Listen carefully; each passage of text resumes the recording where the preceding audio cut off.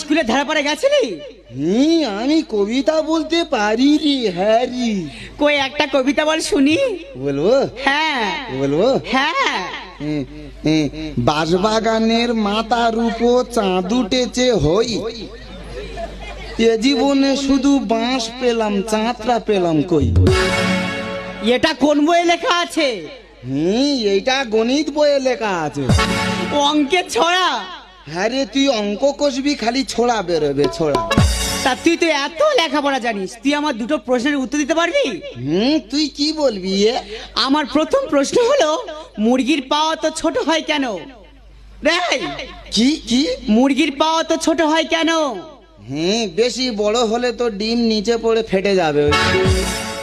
আচ্ছা ঠিক আছে, আমার দ্বিতীয় প্রশ্নের উত্তর দিতে পারবি? কি বলবি? মানুষ কি খেলে সব থেকে বেশি খুশি হয় বলতো? এই